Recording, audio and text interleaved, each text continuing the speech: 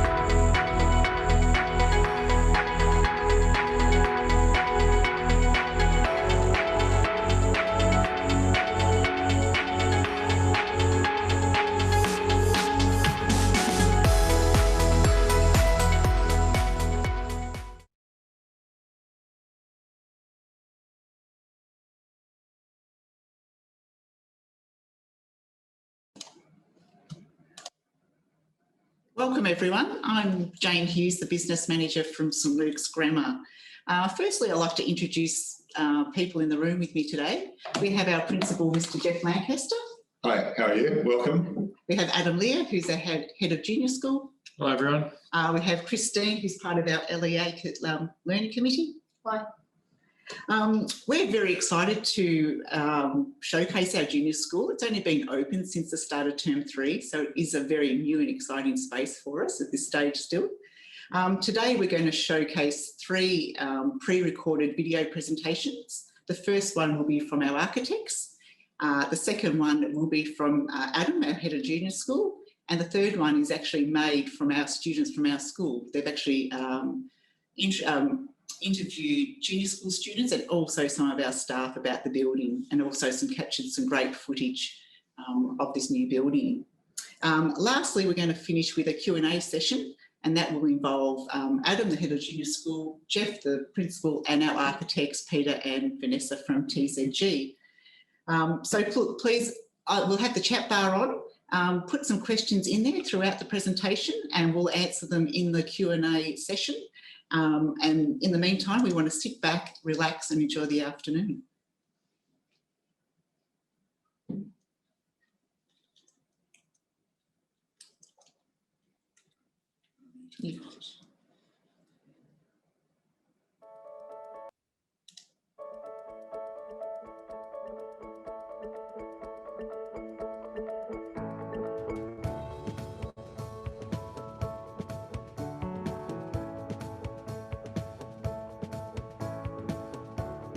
Hi, my name is Jeff Lancaster and I'm the Principal of St Luke's Grammar School.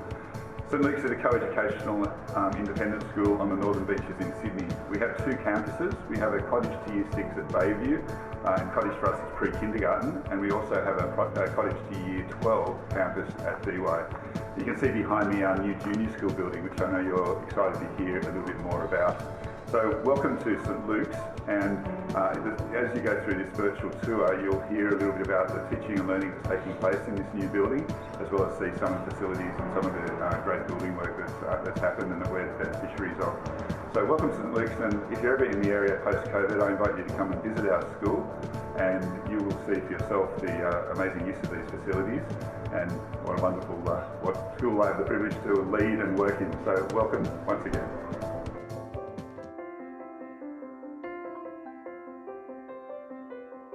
Hi, I'm Vanessa van Schalkwijk. I'm here today with Peter Tonkin from Tonkin's Agree Architects. We're going to show you around the new St Luke's Junior School.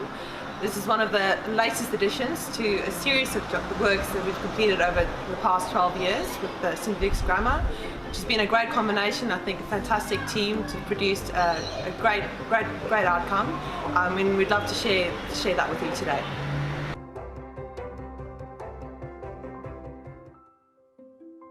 So the set really set quite strict guidelines. They had to all be met to the letter in order to get development consent related to setbacks and building height and number of floors. And we pushed it to the boundaries on every one of those. So the site's a biggish trapezoidal with a big crossfall from north down to the south. And we drew lines around the boundaries for the setbacks, projected an envelope in 3 dimensions, and were left with a volume for the school. The St Luke's had developed a fairly comprehensive, but not, I would say, deeply detailed brief for what they wanted, which was flexible learning spaces for their preschool, which they call cottage, up to Year 6. And to bring all these kids together in one place so that you get that fabulous sense of community. The big kids can be aware of the little kids. The little kids can see what their progression is going to be as they move through the school.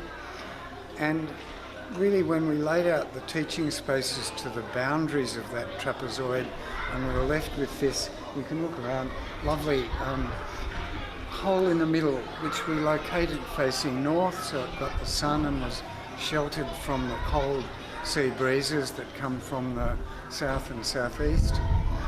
And that left this heart to the school. It's not an atrium, but it's open to the sky, it's not enclosed, but it functions as an atrium in the way that from one side to the other, from up to down, you get this lovely sense of the community of the school developed around you. And that was something that St Luke's resonated with really well. It was kind of easy for the teaching staff and everyone to grasp, and so within this tight time frame that we had, it was a great foundation to developing a working brief for the school, a model for laying out the accommodation and developing it, and within that simple, straightforward structure of repeated wings on either side, we then had the freedom to play, and you can see the result of that kind of playful design in this central space. And that really came out of engaging young children but not treating them in a childish manner. So, you know, it's an adult kind of a design, it's very sophisticated, but the bright colours and the curving shapes give it a softness and something that the young kids can relate directly to and hopefully inspire them at the same time.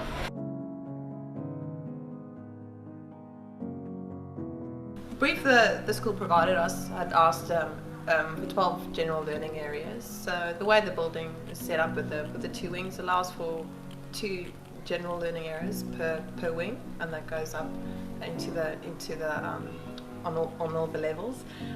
The efficiency with having these 2 wings has allowed flexibility as well as efficiency with being able to repeat something that's quite similar all the way through all the levels. And in each general learning area, you'll have dividing partition within the middle to allow the class to be used within smaller groups, or if it wants to be used as a big space can be used as a big space. In each of the general learning areas as well, what we had incorporated was a staff area. Instead of having a centralised staff room, having staff areas, staff desks and offices right adjacent to the general learning areas, opening onto them, as well as breakout areas that the kids could go into if there was any special learning or independent learning that had to happen. The other part that was lovely to be incorporated into the design was having little nook areas where have tiered seating where kids could go into. That just creates another space for learning to happen. Outside every classroom there's the balcony which forms that central courtyard, and they sweep in curves, making wider spaces and narrower spaces. So the wider spaces are there for particularly arts and crafts, and they've got sinks and little portable tables and chairs where we can do all that messy stuff outside, and then the narrower parts become circulation areas, and they're all again adjusted with every classroom, every learning area, so that we get that sense of connection indoors to outdoors. And that connection is reinforced by the central circulation area with glazing facing those parts, and then the opposite walls, being the western and the eastern walls of these wings, actually being used for pin-ups and screens to have all of those taken care of. And then on the top is this fabulous, the cottage, the preschool, which has two play spaces with toilets, and again the same staff room overlooking it, and it opens out onto this rooftop terrace, which is there for the preschool kids too as their play area, but also can be used after hours for the school as a whole. And for instance, the opening ceremony for the building was up here on the roof, with capturing the fabulous views all the way around. And also on this level is a kind of general purpose room that's available for the entire junior school for breakout activities or special things to happen in there outside of the general classrooms. The eastern facade of the building was always a bit of a challenge in terms of working out having the neighbours to that side and maintaining their privacy, but also giving the rooms and the building a bit of articulation. So what the design ended up doing is, well, we introduced these pop-out windows on every level, which has actually become really successful in having little views and out of the classrooms out to the ocean, as well as allowing little pin-up spaces in between, and from the outside giving the facade a bit of breaking it up, having it over the 4 stories. They also work because we are able to block the eastern sun that comes in during school hours, and most of the windows are facing really south or southeast, so they look down over the beach, but they don't get, particularly once schools started at 9 a.m, they don't get morning sun coming into the classrooms, which was important. We were able to block the sun on the other side with these generous overhangs into the central space, so the school works really well in terms of cross ventilation and that passive control of the sun.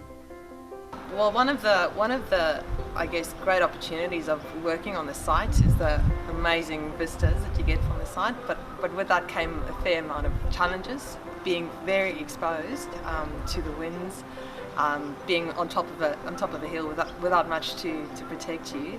So that was probably one of the bigger challenges with the building, especially with selecting materials to maintain the durability, and with school kids as well, to be able to select a selection of materials that will withstand the wear and tear, not only from kids but from the environment and the nature itself. We ended up going for pre-finished cladding to the majority of the external facades, and the nature of the building being set up in these 2 wings allowed us to face the building away, with most of the openings and the glazing facing away from the western and the eastern and the southerlies that affected the site. The other challenges that would have could have been seen as a limitation is the fact that it was such a constrained site. The success came out of being able to go into a couple of levels. With that maintaining outdoor space and enough ample outdoor space with the variety of spaces you'd be able to use and still maintaining that connection was a key part of it. Yeah.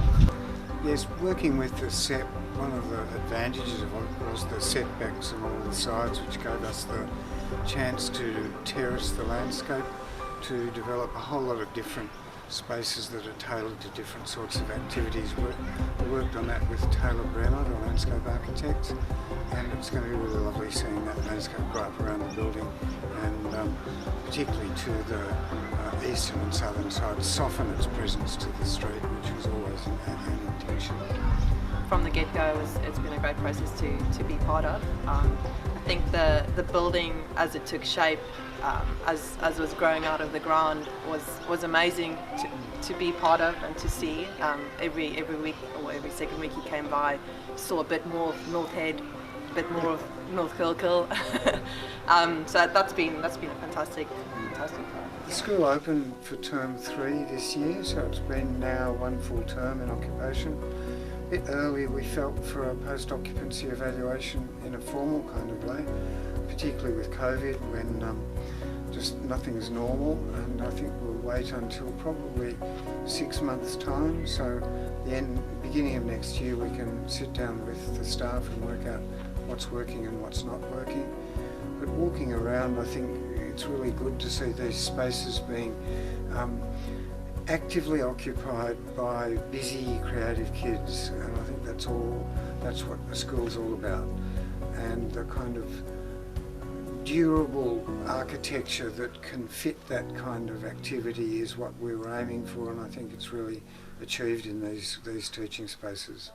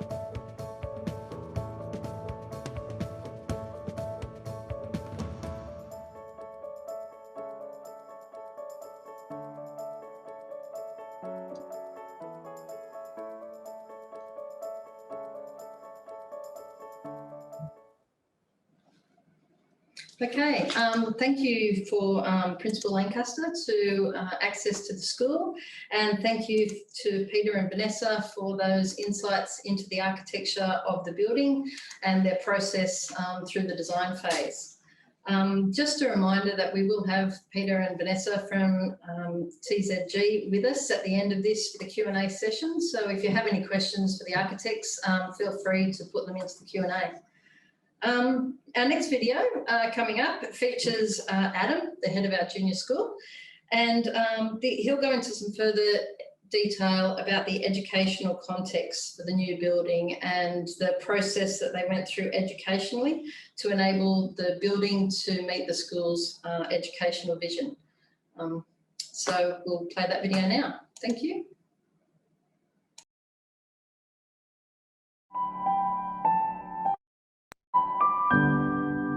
Hi Mr. Lee, we'd like to ask you a few questions about your amazing new junior school building. But before we get to that, can you tell us a bit about the junior school?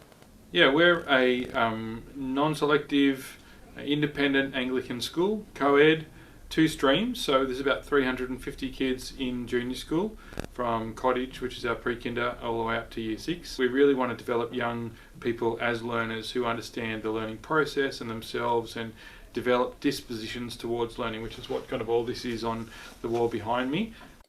Okay, and what did you want to achieve in designing a new building for the junior school? We needed some extra classrooms because our senior school was growing, but we needed some freshness. We needed something that kind of enabled us to achieve those goals of authentically developing learning dispositions in different ways. And I guess beyond that, we wanted students to be able to feel confident and adaptable as learners, and so to be able to practice that in their learning, and then to be supported in a variety of different ways, so that we could break it down again, that model of learning enhancement teachers taking students out of the classroom, but perhaps being more in the classroom and finding spaces within the main classroom to differentiate the learning and support students or extend students. Who was involved in the planning process and how did that work? So the planning process was actually quite limited in terms of who was involved. It was the principal, the business manager, myself, the head of junior school, and the assistant head of junior school, and then of course all the builders and architects and project managers. I guess what that said to me was that the principal had a lot of trust in myself and the assistant head of junior school to be aware of what the needs were, what the possibilities were, that we would do our research, that we would develop a vision, that we would be able to carry that forward and implement that, present that to teachers, and to have that realised. The process involved and enabled us as leaders of the junior school to go to lots of different schools, take lots of photos, talk to people, find out what was working, read lots of articles about use of spaces and design of spaces, but also around change management for staff and for students. During the design phase, what were your priorities? So in the playground, we really wanted to create different levels and different activities that would enable students to exercise and develop their core strength, their finger strength, and their motor development. We wanted to put in some things that involve climbing and swinging and exploring and developing a sense of wonder, using some sensory input experiences and so on. So that was a priority for us. We wanted our classrooms to be flexible. We wanted them to be large enough and have the capacity for groups to be formed of different sizes, whether they be the whole grade together, which was 2 classes, whether they be smaller groups or even smaller groups using breakout areas, that could be a really natural and easy thing to do. So that was a priority for us. And so those breakout rooms, which we had before, needed to be within easy reach and needed to be more transparent, literally actually, so we have the glass separating those breakout rooms from the main classrooms. And we also wanted spaces for the teachers to do their non-teaching work, which is often something that gets overlooked, particularly in junior schools. We actually were able to build in some spaces that would serve as offices for the teachers. We wanted some inside-outside flow so that the classrooms would open up onto the balconies and that students could be working outside the classroom but still be supervised from within. So again, there was a lot of glass that was built into that wall between the inside and the outside. And of course we wanted a separate pre-kindergarten area. So when we designed the building, we decided that the pre-kindergarten would be on the rooftop, and that would enable them to have their own rooftop playground, and their classroom again could open out from the indoors to the outdoors. Were there any constraints that you had to deal with during this process? Yeah, so to get the SEP we had to be 8 metres back from the boundary. So that meant that the site that we were using, we had to bring the building in towards the middle a bit more, and therefore the playground was going to be wrapped around the building rather than in a big open space in the middle. Also, we were limited in that the building could be 4 stories tall and no taller. We were only going to get 15 classrooms, so we weren't able to put 1 grade there. So we've got a room for every class, plus 1 utility room, but another grade had to be located elsewhere in the school, and we chose that would be year 6, and they're in a space that's in a bit of a transition between the junior school and the senior school, and that kind of works for them. Yep. So the planning process took 12 months, and we met fortnightly. And as an educator, what was it like working with architects and engineers? Well, in many parts of those meetings with the big group, it was really technical language and concepts that I knew nothing about. So I was there to learn and to hear. But what I did learn was that it was in my interest to make the most of opportunities when questions were asked of me, or when there was a space to which I felt like I could contribute. It wasn't an opportunity to sit back and just watch, because there were some points in the design process that I learned that once you get past that point, there's no going back. You can't change your mind. It's not an option. Every change of mind just slows everything down and frustrates people. So the expectation from me was that I knew what I want and what it would look like, and I'd be able to articulate that. But I had to be realistic that, you know, I wouldn't get everything that I asked for. But if I could, I learned that if I could communicate what was really important to me as an expert in child development and education, I had to believe in that and put that forward. And of course, I had to be unified with the boss, because the principal was there and it was her final say on how things would be delivered. So conversations with her beforehand were important. And were there parts where your contributions were not accepted? Yeah, well, of course there was cost cutting, so not everything we asked for could be afforded. That came through, I think, in the dividers between the classrooms. So there's good and bad in that. Because we got a very thin material divider, which was not what I'd expected, it's actually forced classrooms to remain open more. And in a way, that's a good thing, rather than sort of being an easy option to close them off and go back to the old model. But it would have been good to have some kind of, we wanted flexible, we didn't want always open, so that was a bit of a disappointment. We also did have in the original design some very large classrooms. Like, they're large now, but they were even larger, and so the builders were saying, well, easy way to save some money is to take some square meterage out of the classrooms. So the planning process happened. Then what role did you have? The building project took 18 months, and I used all of that time to help staff think about, okay, what does it mean to be teaching in this environment, and how can we use it and leverage it for the best outcomes for the students. And so we spent a lot of time learning about and talking about co-teaching, which is what we called it originally, but then we renamed it as we sort of developed our understanding and our experience and our response. We renamed it flexible teaching, because we didn't want to always be co-teaching. That's just moving from one rigid model to another rigid model. So we looked at different ways of grouping. We looked at the whole campfires and water holes and all of those kinds of things. We talked about those kinds of design approaches and how they would impact on learning. The staff, enjoyed sort of just dipping their toe in the water, trying something new that they might do together that they hadn't done before, using an outside space or a different space. And it got to the point where some teachers were saying, I wish we didn't have this wall between the two classrooms. If you're going to co-teach, you've got to co-plan and you've got to co-reflect. I needed to dedicate time in the junior school staff meetings to enable that. And then, of course, it's always about keeping the focus on the students, coming back to that question, how will this help your students learn better?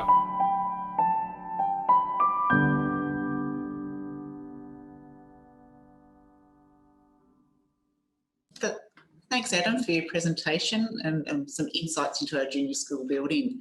The last video that you'll see this afternoon is actually made by our students here at the school, across mainly senior school, but obviously involvement with our junior school as well. So throughout this video, please keep on putting in questions in our Q&A ready for our live session after the video. Thanks, Ellen.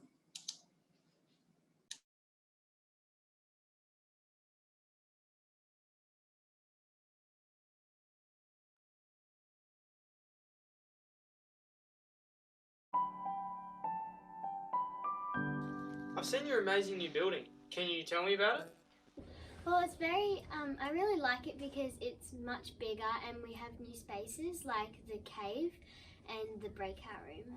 We've got lots of new places like the reading area and our breakout room, and the class is like one big class, but then if we have Christian studies for one class, then we'll put the curtains down the middle and separate the two classes. I think it's different because we have like a real playground and not just a big space with a tiny little playground for the cottages. So where do you do your learning now?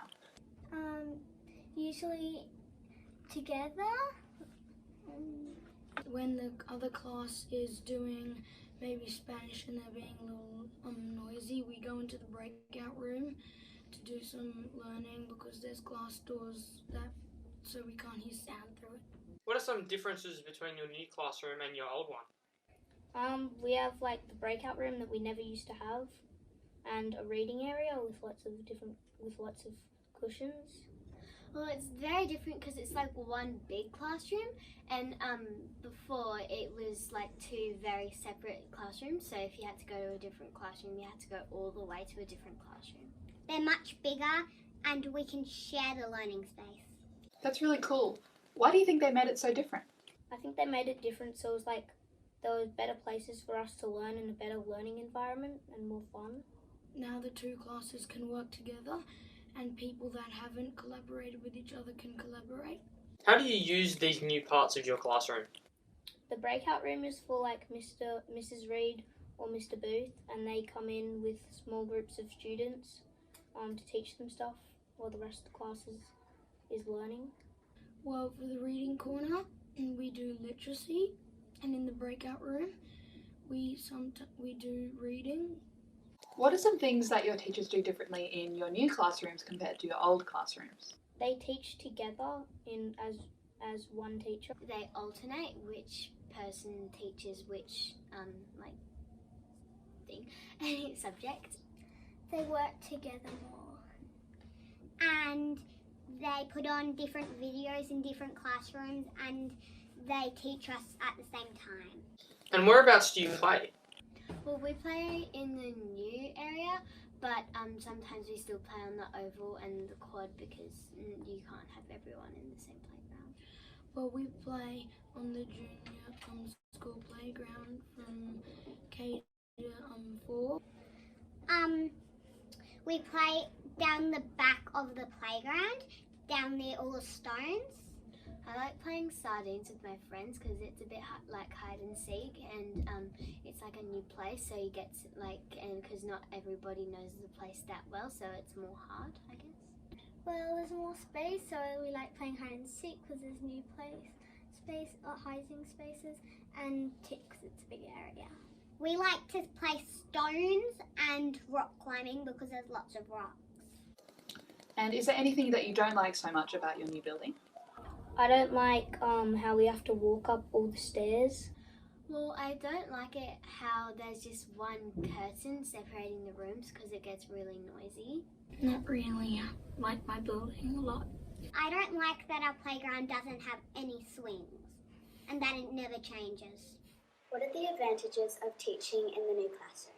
So we're having an authentic co-teaching environment where we can have small groups and students get the opportunity to collaborate with not only each other but with more than one teacher. Now I feel that has a big effect on motivation and belonging because as you would know, you have the opportunity to work with your peers across a year group as opposed to a grade. There are more opportunities to work independently as well as collaboratively, and you need to take that ownership and control of your learning. Very first of all, the space. There's so much room, so we get to do a whole lot of variety of activities. Having the doors open enables us as teachers to be able to get to know one another's classes. It also enables us to look out to have an extra set of eyes to someone who needs help or needs extra support or watch out for behavioural things as well, so the extra set of eyes, and having two people working together as well in an open space, in a big space like this, gives us the opportunity to share resources, to share our knowledge, to share our teaching practices, and for me to learn from not only the children but from other teachers as well. Well, for us as learning enhancement teachers, that encompasses both support and enrichment. So having a large flexible space with lots of room allows for fostering collaboration between the teachers so we can meet the needs of the students adequately. Absolutely. So we can, from a support perspective, we can pull them into the breakout rooms where we can have one-on-one time together or small groups, but they still feel part the main classroom because it's a see-through glass wall, and they can still see their friends in the one area what we call the cave, where there's the stadium seating around the edge of a small area in the room. We use that a lot when the kids are doing speaking in front of a group, or they've used this small area for drama performances as well, and they've liked the idea of being able to sort of sit on a risen platform and looking down on the person performing, so that's been great. So the breakout space has been fantastic, and it does take over from one of the disadvantages where we've actually got a quiet place where we can take groups into and still work with the same facilities, like there's a television in there and whiteboards, so we can still do the same thing. Another advantage as well is it's made me confront my teaching style to a certain degree, because now with that space, the temptation or the need is there to work as a whole grade rather than a class. So I've had to evaluate how I do things and had to communicate a lot more with my grade partner to be able to work effectively as a whole grade, and that's been really positive. We've really enjoyed that, and I think the children have really enjoyed being able to work with friends that were in the other class. So being given new facilities like the interactive television, which I've never used before, so I've had to sort of learn and update my skills there. How to work with bigger group of children and how to facilitate learning amongst a bigger group using my grade partner's experience as well. So I've really enjoyed taking that on as well.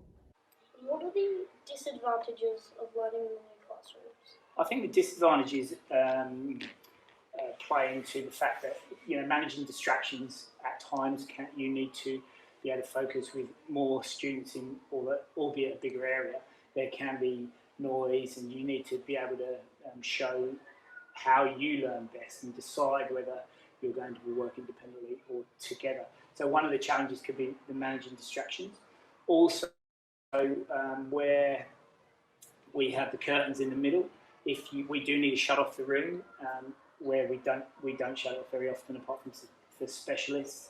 The curtains don't provide much of a barrier at all. The sound travels through, but on the whole, that's not too much of an issue in an authentic co-teaching environment, because it doesn't happen very often. The other thing is our boards, as you're aware, they're not as functional as what they could be, and it's very difficult to work with not having whiteboards there as well, or not being able to draw on them. The technology can be an issue, although it's amazing as well. I can't say that I can honestly find anything that's a disadvantage at the moment. I'll be interested to see what happens at the beginning of the year when the children are new and we need to first establish our little classes and make sure that they know, you know, what they can and can't do in such a big open space. I think the main disadvantage for us is that sometimes students get so enthusiastic in their learning that they can tend to be a little noisy. So for students who maybe need that extra level of focus to work on some difficult learning, sometimes maybe a soundproofing room, a bit more soundproofing in the room would help. And probably the only other disadvantage has been it's a lot of work to get started rejigging how we do things, particularly now that we do it as a grade. So having to rethink about how we do lessons, how we group the kids. But it's not too big a deal now that we've gotten into it a lot more, and it's becoming a lot easier. How has it helped the learning framework? Because you've got another teacher in the room, you've got opportunities to reflect on what you've learned. You've got opportunities to practice restoration, because somebody else can be carrying on and you with their work, and you can go over and congratulate someone again because you've got the room. It's not impacting on other people's learning. You can go and tell them how great they're doing. You can help them find another resource, use the environment to find another resource. The authenticity of collaborative work, not being stuck in one class and being able to choose groups and be able to work with different people.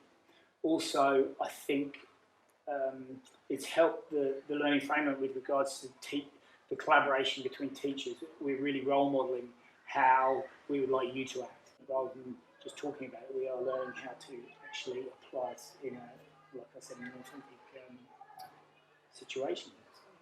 Oh, so much. Just as I was saying, with regards to distractions, the little ones really have to focus on their resilience and managing those distractions and really trying to get absorbed in the work that they are currently doing, away from the noise that they are focusing on. And obviously having that huge space, there's lots of space for them to collaborate together as well. So it's been lovely to focus on those kind of aspects currently. I think it's really honed in on the reciprocity and restoration dispositions, mainly because the children now are working a lot more collaboratively, so they do have to be a bit more humble at times in their groups. They have to show grace, they have to show compassion to others who might not be learning things as quickly as them, and they have to be thinking of other people in their group a lot more. They have to be a lot more empathetic, they have to listen a lot better because they are doing so much more collaboratively. So I think it's really strengthening those dispositions in particular, and then there's a flow on to all the other areas when they are working as well. So I think it has been a very positive move in that way with the new building.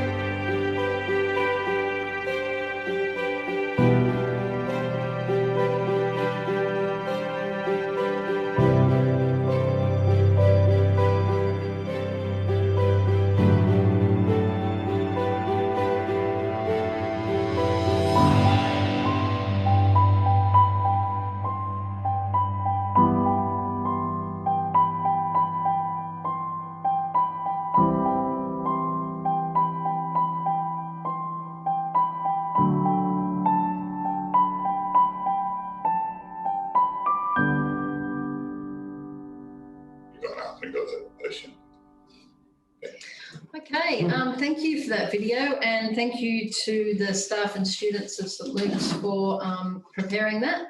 So the students ran that video, they were in charge of most of the production with the staff, and only really had a short time frame to do it in, so I think they did a great job.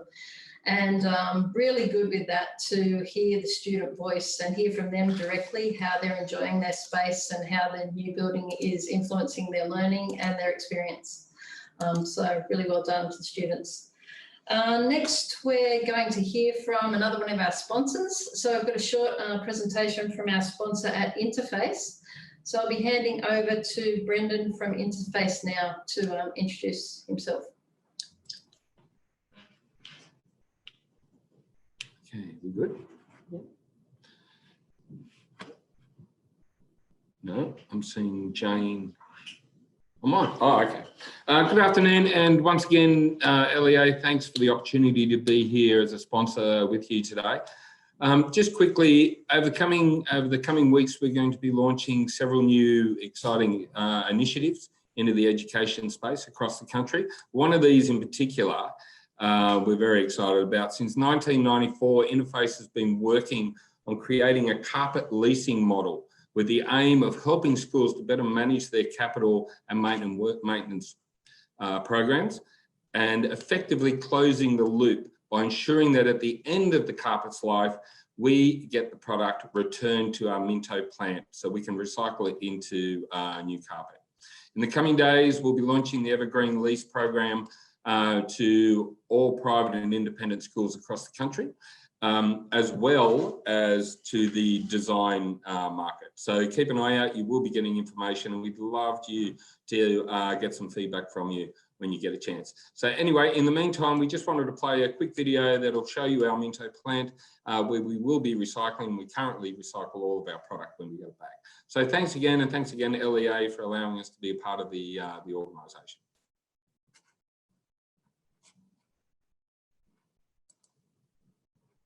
Get this into mute.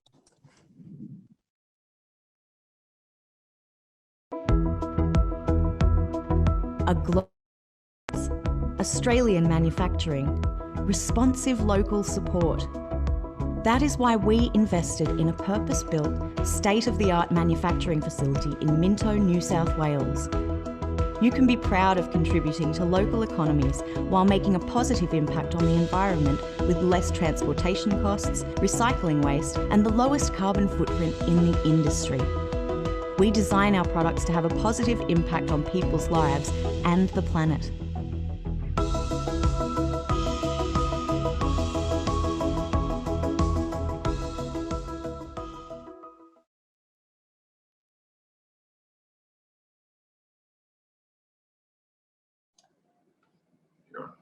Thank you, Interface. Once again, LEA are really appreciative of all our sponsors, and great to see you supporting us, especially through these different times with the videos, and that's great to have those here today. We're opening things up now to a bit of a Q&A session. As I said, we've got the principal, the head of the junior school, business manager, and we also have online the architects and various people here to answer any questions you might have. I'll just start off that we've had a couple of questions in regard to compliance, things like the fence heights up on the roof and the acoustics. So I might open that up first of all to the architects, Peter and Vanessa, and also comments from the school on how they found these things. Peter or Vanessa, are you available to answer? Yeah, I'm here, but my video is being turned off. But as far as the acoustics in the curtains go, we obviously, in one way, would have liked to have had proper acoustically rated operable walls between the classrooms. But in a sense, because it was a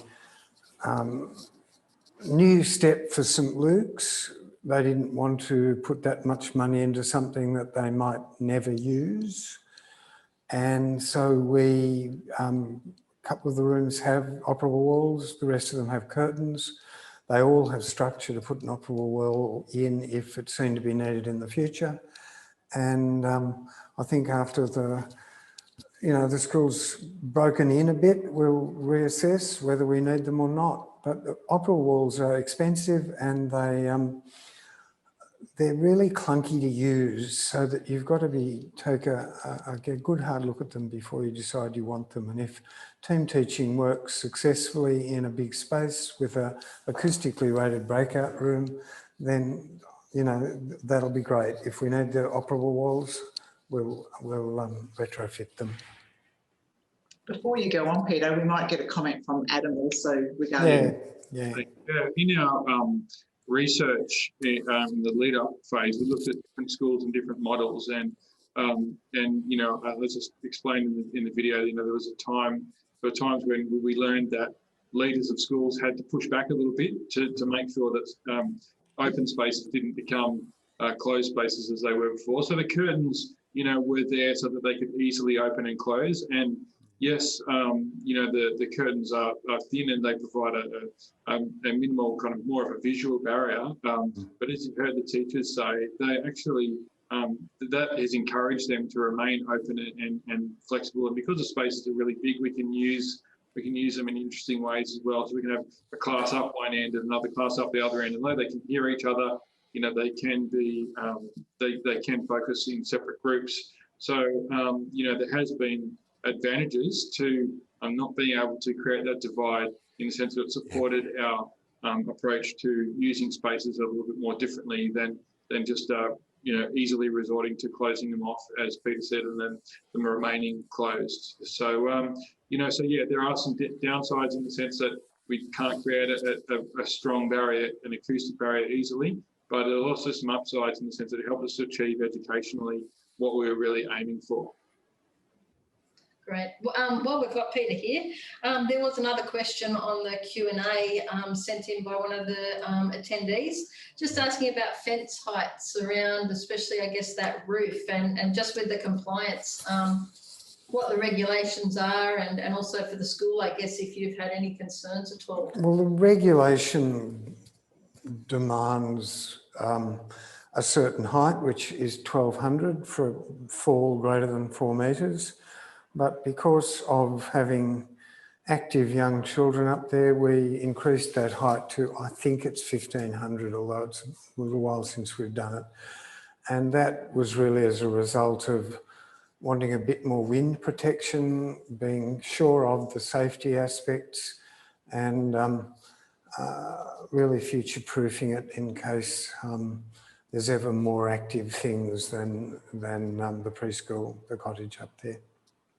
And just to add to that, the way the preschool playground was designed, it's oriented away from those some of the boundaries as well, and so it hasn't. The teachers can position themselves in a way that would keep them away from those sort of boundaries, even if it's not risk of going over, but things falling through the gaps. We haven't had any issues with that. We have had some parents who have raised questions and concerns about the railing. I think that was one of the questions that was asked, but we've been able to address those, and when we show parents how it is, they're satisfied that it's safe and the way that it's managed by the teachers as well.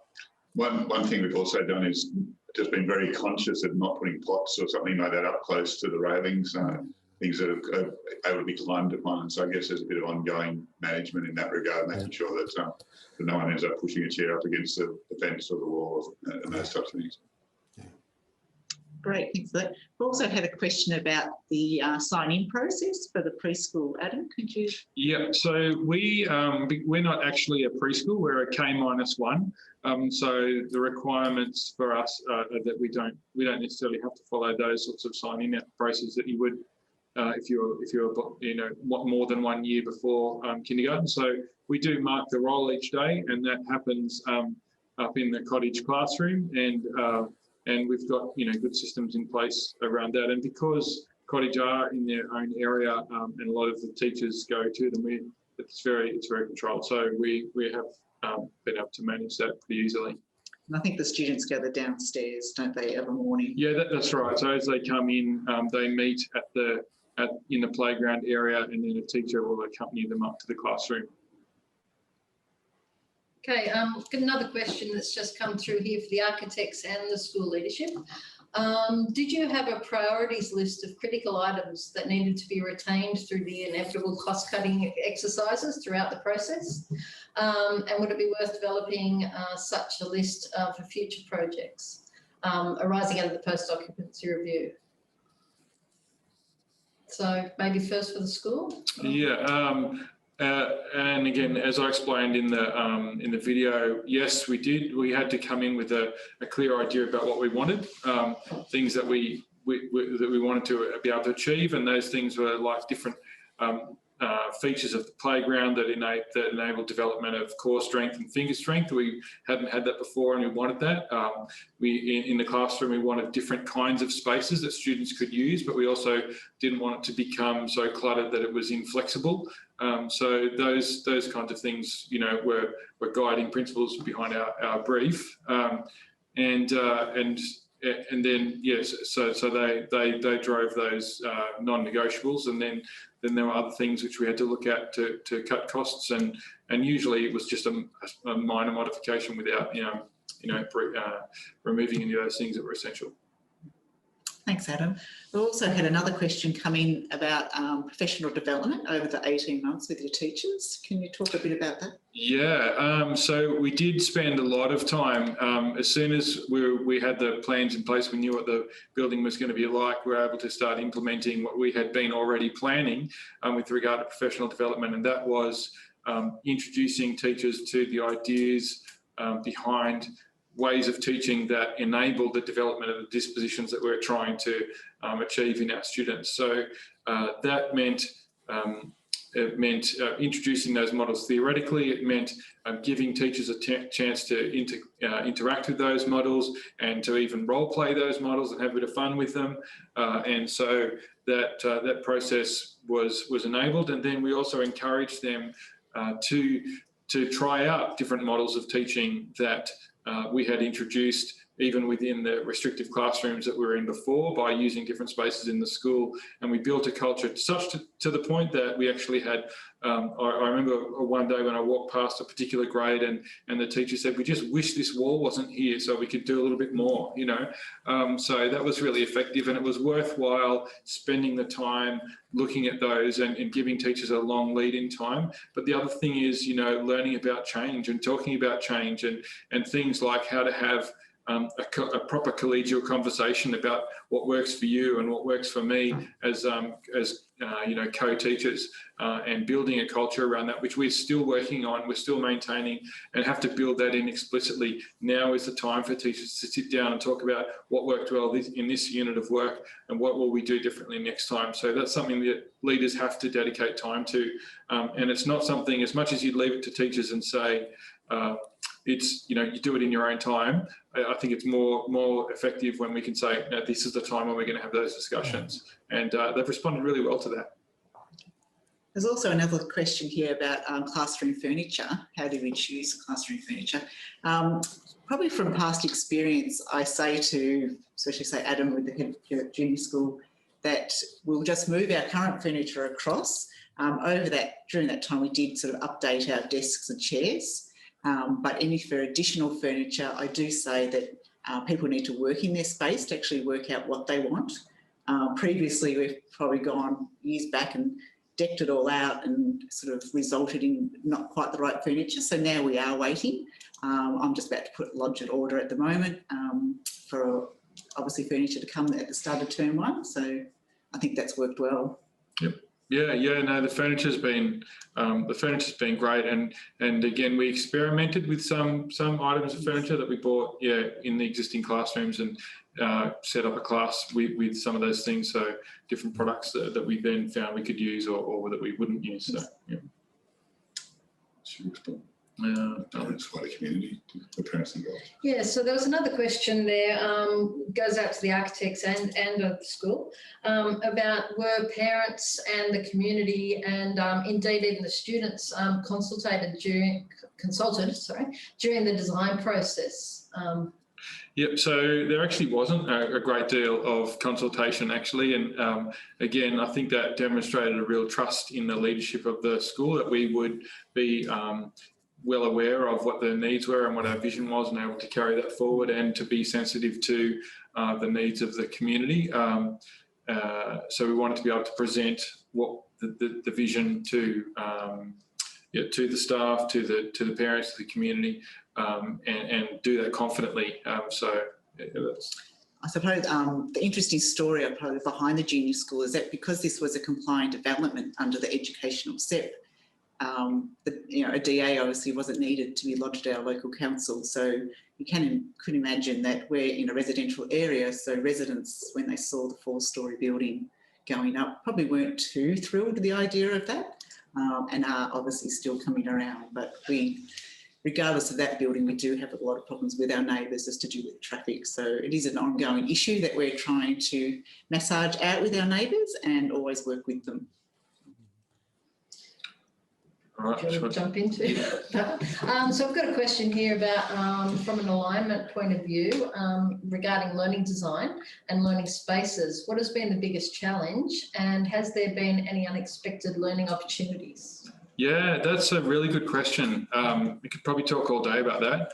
I think one thing to bear in mind if you're working towards having teams of educators working together is, and the literature will back this up, is that one of the keys to success is pairing the right people together, and then facilitating, supportive relationships between those people. And as I said before, that comes through, I think, explicitly teaching what a professional and collegial and courageous conversation is.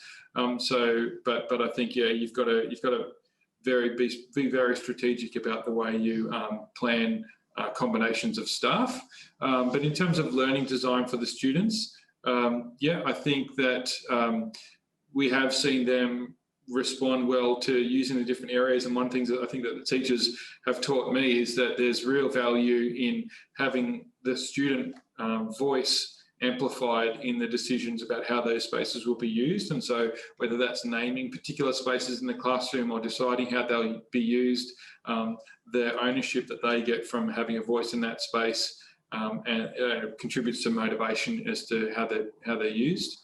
I think there's a few things that we've learned and some challenges along the way. I think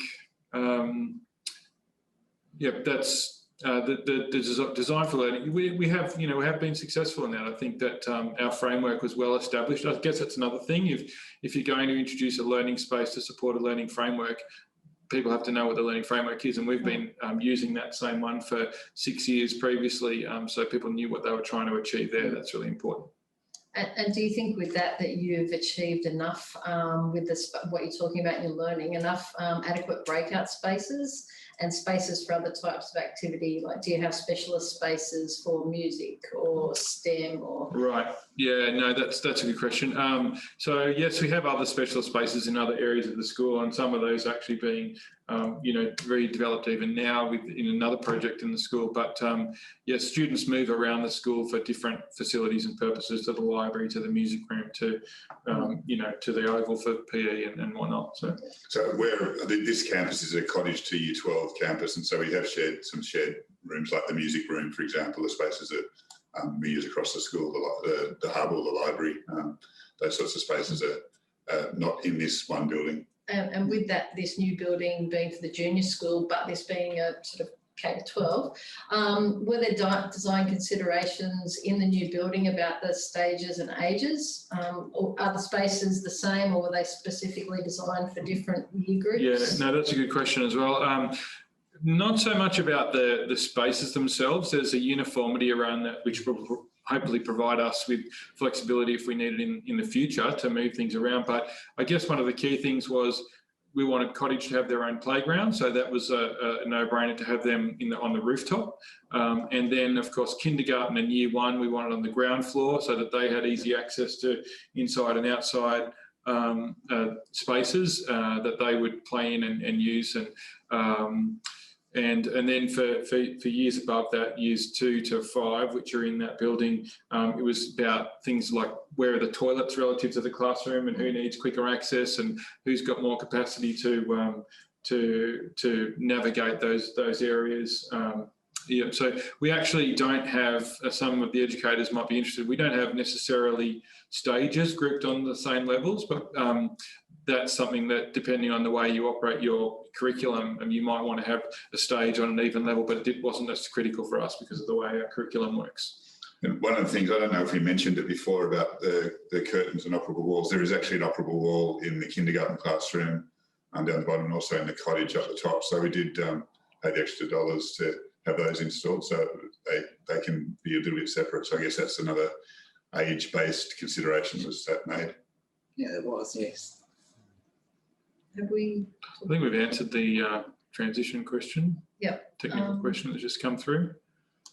One of the questions asked that we've already addressed a little bit was about the unexpected learning opportunities. But one of the comments that came through from the teachers, even in the video, then was just, and from the students, was the sense that they are now being taught by two teachers rather than just one teacher. And I think also the sharing of expertise. So I guess they're the opportunities that have come out of it that you anticipate to some degree, but I think seeing that in practice is a positive thing. Seeing that the teachers actually are growing and learning from each other in the areas where they're stronger is fantastic.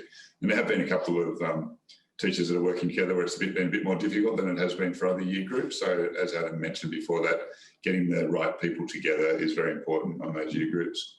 And then finally, just on that too, is Jason made a comment in there about reflectiveness on his own teaching, knowing that he's working with someone else. Yeah.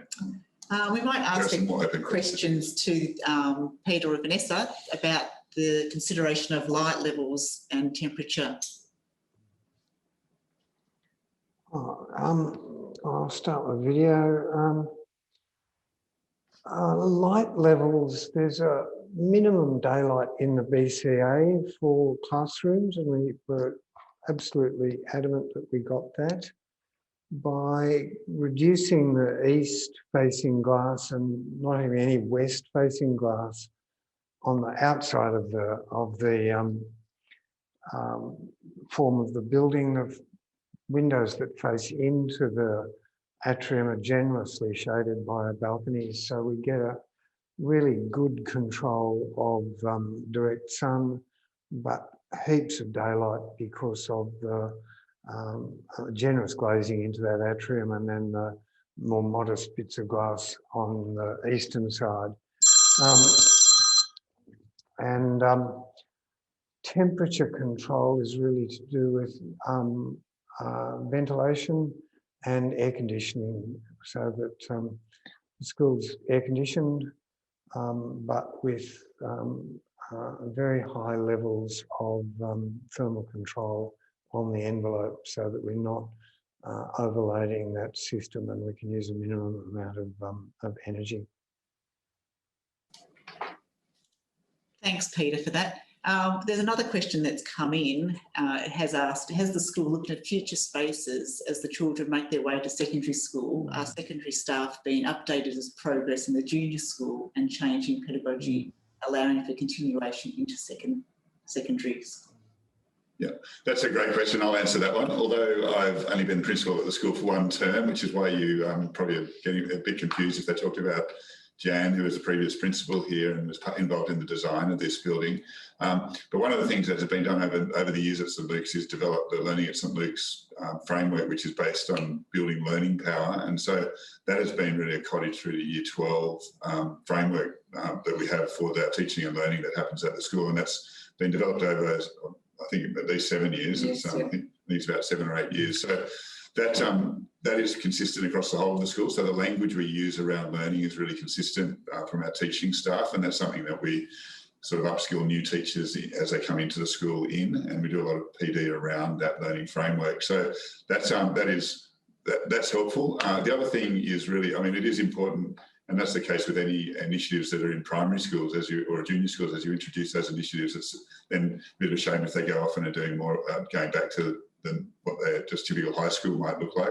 Hopefully that's not the case here, and we're really working to make sure that isn't the case and that those pedagogies continue through. But it is definitely something you need to be very aware of as you're kicking off changes in a junior school in any sort of sense. If the sports you offer in a junior school, you need to make sure you are then running them in the senior school as well, so that you've got that consistency and building on the skills that they develop early on. But I think our learning framework does that really well.